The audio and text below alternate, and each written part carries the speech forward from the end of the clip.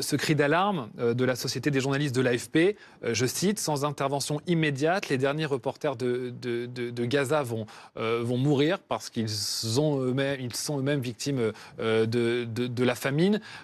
Ça, c'est un vrai problème que des journalistes ne puissent pas couvrir un conflit, ne puissent pas couvrir une guerre. C'est un vrai problème que l'on dénonce depuis le départ. Ce que disent les autorités israéliennes, c'est que c'est pour protéger parce que c'est trop dangereux.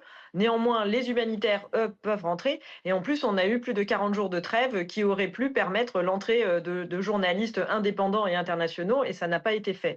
Les journalistes, non seulement risquent aujourd'hui, comme l'entièreté de la population, de mourir de faim, mais on le sait en plus, ils ont été particulièrement la cible des attaques israéliennes, puisqu'on dénombre plus de 300 journalistes qui ont perdu la vie. Merci beaucoup, Amande Bazerole. Merci d'avoir été notre invité sur BFM TV. Patrick, en un mot, la question de la presse, de son impossibilité d'accéder et de couvrir ce conflit, ça a été notamment l'un des mots forts ce matin du chef de la diplomatie française. Oui, parce qu'on le sait en fait depuis le début, évidemment, nous essayons d'envoyer nos journalistes, comme tous les grands médias du monde entier. On le sait, dès lors que la bande de Gaza sera ouverte à la presse, le monde va se rendre encore plus compte de ce qui est en train de se passer. Moi, j'ai un exemple de la presse qui a fini par partir, laissant simplement des pigistes qui n'étaient pas forcément assurés.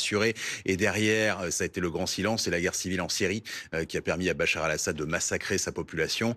Il l'a fait aussi parce qu'il n'y avait plus de journalistes qui étaient sur place après avoir tenté de gérer le début du conflit.